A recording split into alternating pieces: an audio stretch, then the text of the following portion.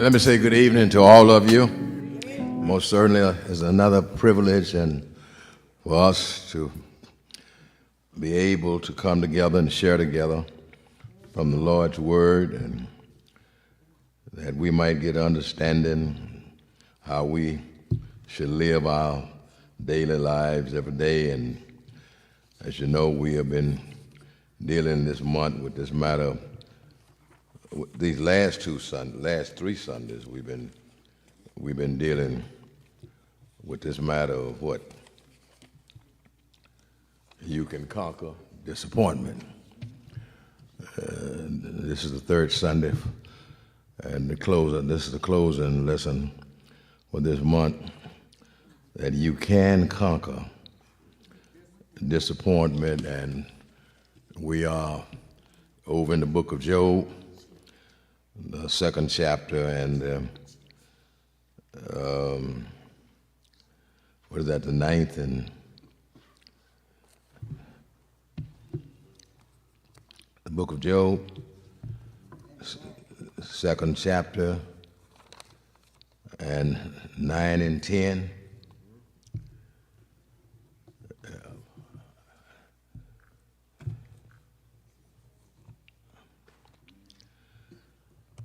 And his wife said unto him, and I'm reading from the NIV, and his wife said unto him, are you still holding on to your integrity?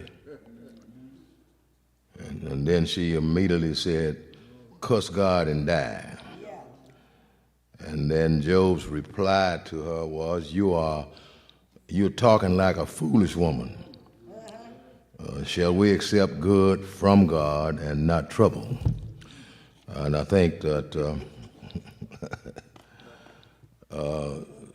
Cherie opened this is a continuation tonight of last Sunday. And of course, Cherie, Pastor Derek dealt with it, and Cherie dealt with it on Sunday morning. And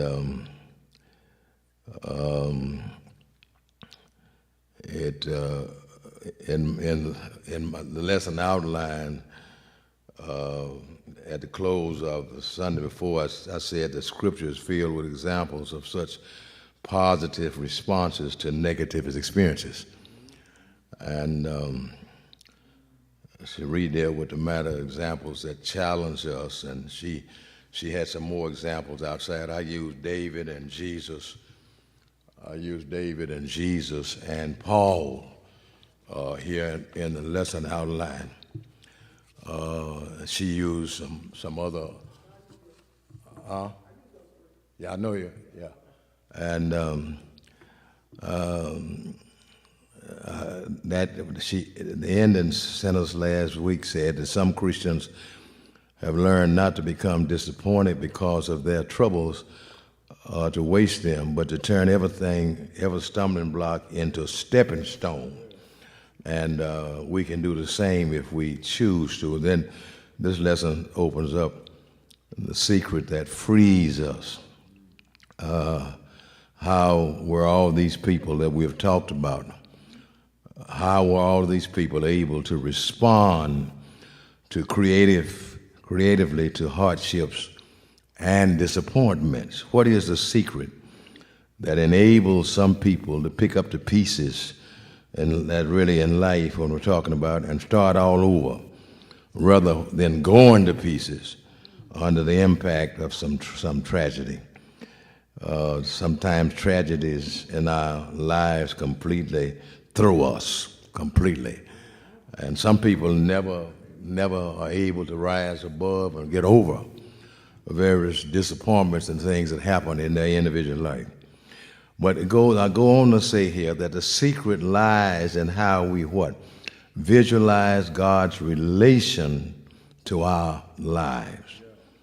Job's wife had a faulty view of God. Now, I hope that during these 3 weeks that you first of all read the first chapter of Job.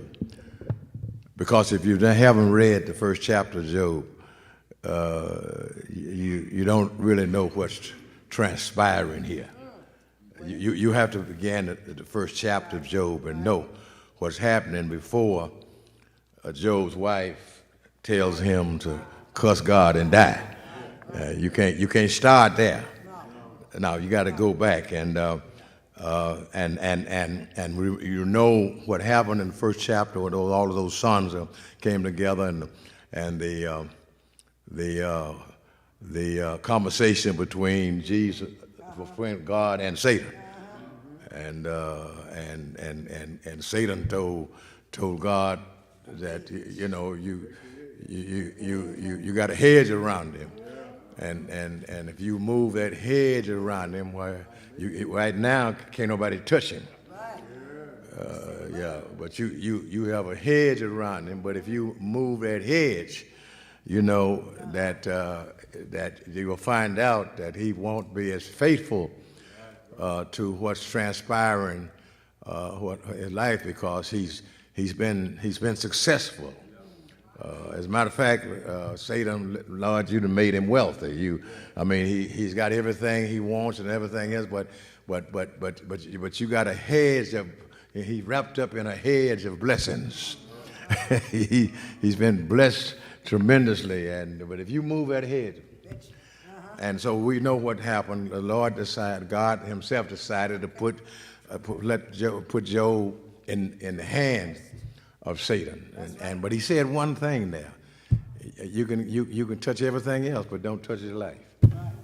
And the reason He said that because our lives are in the hands of God. Am I right? And the Lord is not going to put our lives in the hands of nobody, because our lives are in His hand. He made us. He's our creator. And we are directly responsible to Him and nobody else. And none of us in here is responsible to Satan. Am I right? We are responsible to our Maker. And so we know that all of this that happened, Job was touched and lost everything, didn't he? And it was no fault of his own. Job lost his wealth, he lost his children, he lost his health, and for Job, really, the greatest trial for Job was not the pain of the loss. That wasn't it was not being able to understand why God allowed him to suffer. That's right. Why God allowed him to suffer. As true as he had been to God, as faithful as he had been to God, as committed and dedicated that he had been to God, Job to understand why he's causing the suffering to come upon me. I've been faithful. But as you see here, what Satan's job was, and he attempted to drive a wedge between Job and God by getting Job to believe that God's governing of the world was not just, and really it was not good. The way God was governing the world was not just and really not good. Satan had to ask God for permission. Am I right? He just couldn't touch you. He had to ask God for permission to take Job's wealth. Am I right? To take Job's children and to take Job's health away. And that's what happened. He took his wealth, he took his children, and then he hit Job and took away what? His health. Satan was limited, and he's always limited. He's always limited to what God allows. And as you notice that in the first chapter, God allowed Satan. And I want to tell you all tonight that God has not changed. That's right. He's the same God now that he was then. He has not changed. You must be aware of the fact that Satan really cannot touch our lives without God's permission. That's right. I know you're right. He can't do it. without God's permission. And God himself finally answered Job. God is in control of the world, and only God himself understands why good are allowed to suffer. Nobody understands that. Y'all know how much you ask the question. Nobody in here can answer the question, why good? Why those who are good, why are those who are good allowed to suffer? Anybody got an answer? Huh? Well, I can't say that all of no. You say that we're not perfect. We're not perfect, but we do some good things. Am I right? And if you are born again Christian, you are a good person. Huh? Your life has been completely what? It's been completely changed, and you are a good person. Now, we make our mistakes and all of that type of stuff, and we'll continue to make our mistakes until the Lord take us out of here, because there's no perfect people, and there's no perfection. Let me say it like that in this world. But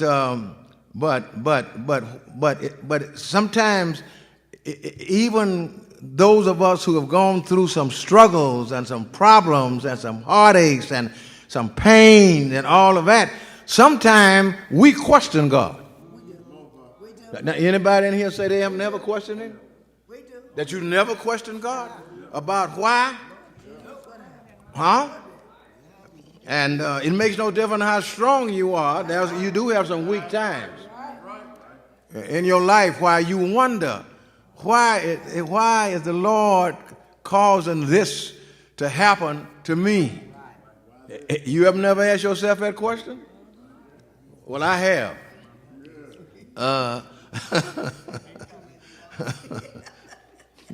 But we have to understand that only God himself, we might ask the question, but only God himself can do what?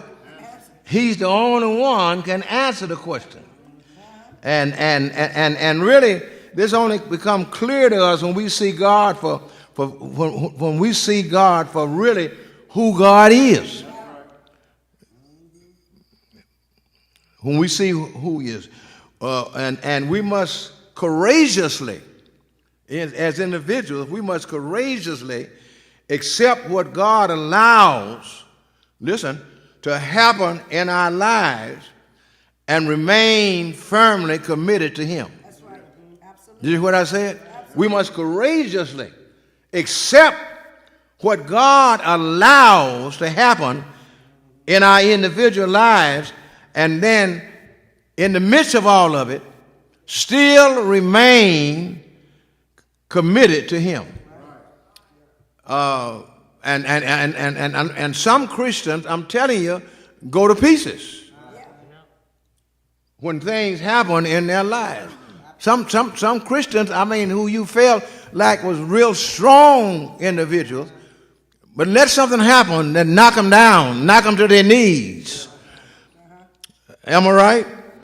And so what we find in Job here is that though Job was steadfast and unmovable, although he questioned God, but he was steadfast and unmovable all the way through the experience. Huh? We learned that, see, what Job learned, and that what we must learn, that God is enough for our lives and our future. He's enough for our lives and our future, no matter what he carries us through. We must love God regardless of whether he allows the blessings in our lives or whether he allows suffering in our lives. And suffering really tests us. And suffering, y'all, is really difficult. Suffering is difficult because nobody really wants to suffer. Nobody really wants to suffer. But we got to all understand, but the results of our suffering can bring a deeper relationship with God. And a whole lot of things, God carries us through things that are really best for us. We don't see it being best for us, but it's really best for us, because those who endure the testing of their faith will experience God's greatest rewards in the end. And a whole lot of things God allows, like he allowed this to happen in the life of Job. He allows those things that happen in our lives, y'all, to test our faith. To test our faith. And it's a whole lot of things, those to test our faith. And we must always remember, that those who love God are not exempted from trouble.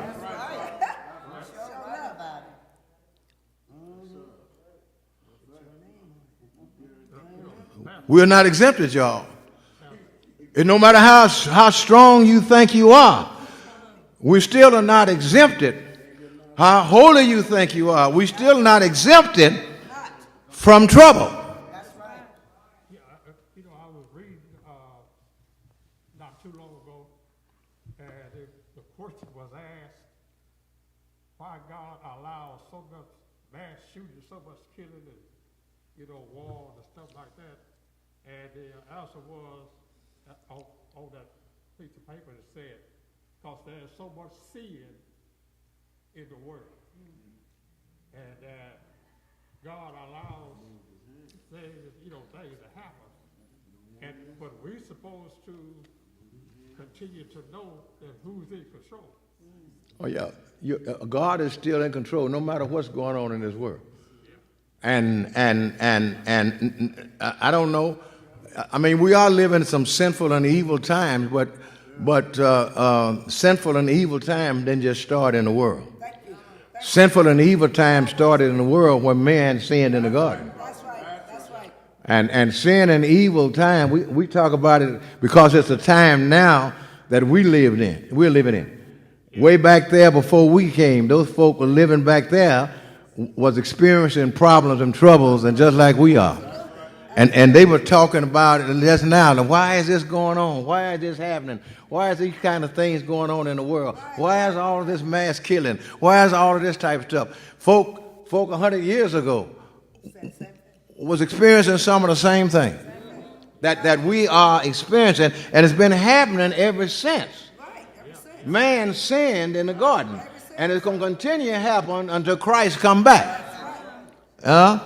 And so we must always remember that we are not, nobody in the world is exempted from trouble. And because because you become a Christian, you think the Lord is going to be easy on you, but that's not so. We've got to learn how, y'all, to recognize and not fear Satan's attacks. Absolutely. And the reason we got to learn that, I want to tell you something. We got to learn how to recognize and not fear Satan's attacks, because Satan cannot exceed the limits that God sets. All right. He can only go as far as God permits him to go. And that's what it was with Job. And he told Job, you can only go so far. You can remove his children. You can remove his wealth. You can remove his health. But you can't remove him. He belonged to me. And let me tell you, don't let no bad experiences in your life drive a wedge between you and God. Let me say it again. Don't let bad experiences in your life drive a wedge between you and God. Because although you cannot control how Satan may attack, You can always choose how you respond when it happens. That's it. That's it. Satan's going to attack you. He's going to attack you, but you got to be ready to respond when he attacks. And that's what matters, That's right. how you respond That's it. when Satan attacks. And I'm gonna close it for tonight. We'll finish it Sunday morning. But I'm gonna ask a question, and y'all answer it on Sunday morning for me. My question is why was Job's wife spared?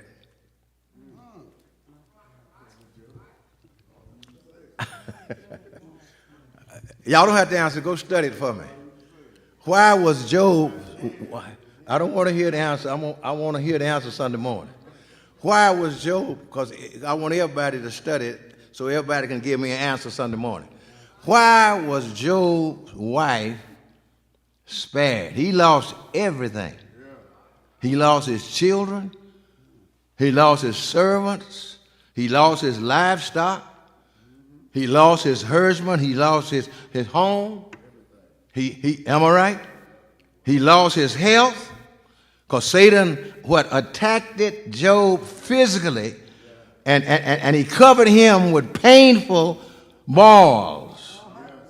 But here she is